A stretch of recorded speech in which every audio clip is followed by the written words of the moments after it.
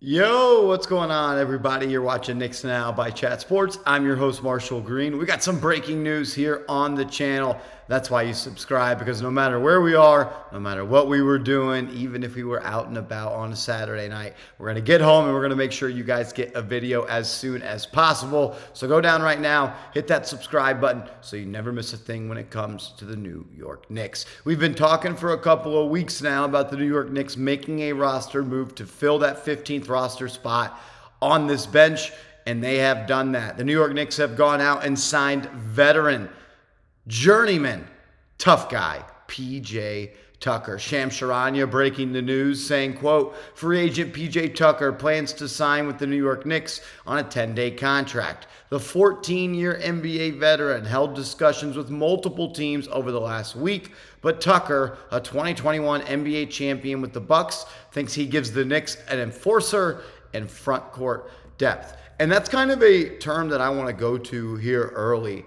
An enforcer. You hear Shams Charania say that. Tucker gives the Knicks an enforcer in front court depth.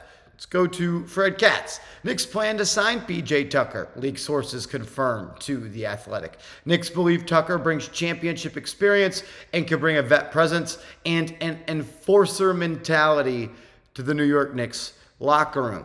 Ian Begley saying, the Knicks see PJ Tucker as an integral addition to a locker room that has young veterans, but none with the experience that Tucker brings. The 14-year vet will be received well in the locker room and has championship experience. The Knicks also wanted someone with an enforcer mentality, which is why they've targeted PJ Tucker. So that is now 3 reporters, all cover the Knicks, referencing PJ Tucker bringing an enforcer-like mentality to this team.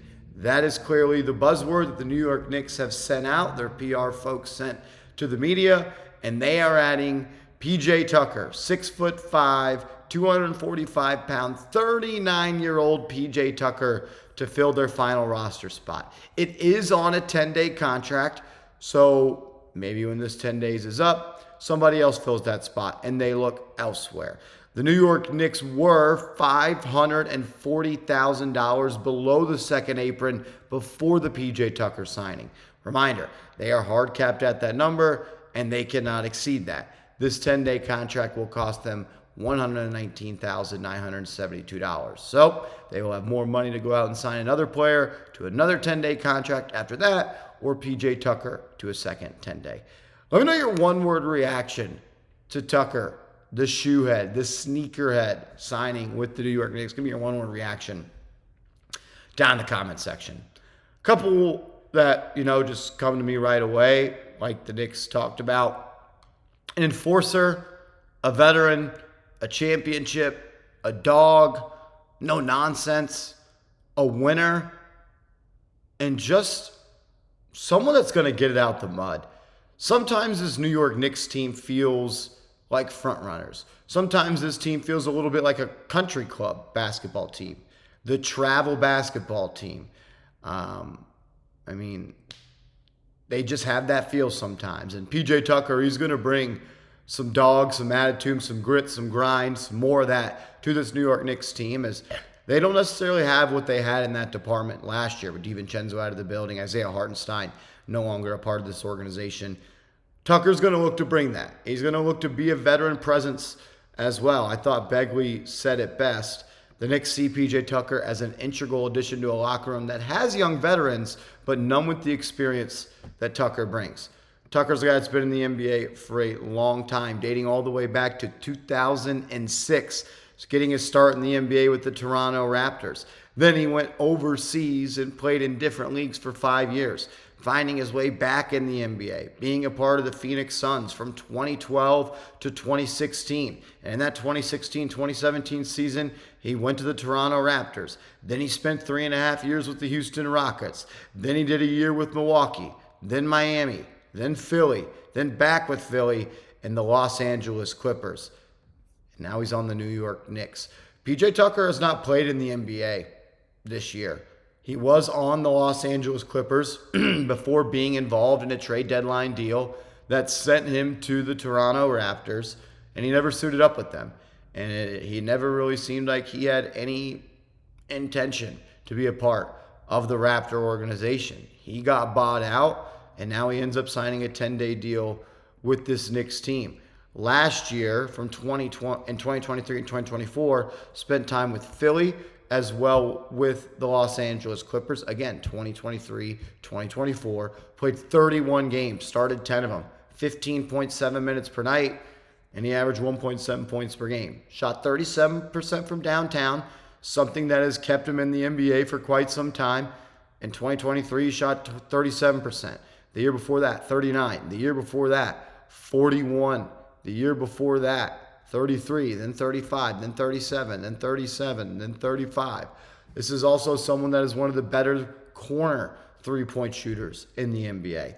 I don't know how often a guy like PJ Tucker is going to play. I don't know if he is even going to be someone that logs minutes for this New York Knicks team. Something that I thought was interesting that Begley added, saying the Knicks also wanted someone with that enforcer mentality, which is why they targeted Tucker. The Knicks and Tucker are planning on a 10-day deal. The club has a need at center, but Knicks people who targeted Tucker believe the center position can be covered between Cat, Mitchell Robinson, and Precious Achiuwa. So the Knicks think they're fine at that center spot. We're going to find out. We're going to see where they are at that spot. They're an injury away from being in a bad spot there. Maybe they adjust their sights after this first 10-day contract if something happens and they change. I want to just close the show giving a little Jaylen Brunson injury update. Ian Begley saying this: everything on Jaylen Brunson's ankle injury so far has shown a diagnosis that is much better than what was initially feared by the New York Knicks. X-rays on the All-Star came back negative, so there is no broken bone. Specific sprain grade is unknown at this time, but there is a feeling that the diagnosis is significantly better than initially feared last night. That is awesome. Awesome news.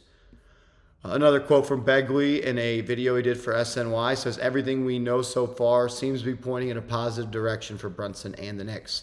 The Knicks PR account said that Brunson would be reevaluated by team doctors in 2 weeks. This does not mean for sure he's going to play in 2 weeks. This means he's going to do rehab and get that ankle right for 2 weeks, and then he'll be looked at again by the New York Knicks trainers. Again, I just caution everybody to not always 100% believe the Knicks trainers. OG Anunoby was considered day-to-day, and he missed 3 weeks just a couple weeks ago. Mitchell Robinson was supposed to be ready in December, then January, then February. He was not ready till March. Hope he's back. We need him back. This team is struggling right now. They need the captain back. I don't think it'll be for a while. My prediction is he plays on March 30th. That was a Sunday, I believe, against the Portland Trail Blazers back at MSG. That's when I think he returns. If you're ready to see Brunson back in the lineup, though, hit that thumbs up icon, and we'll see you later. Let's go, Knicks.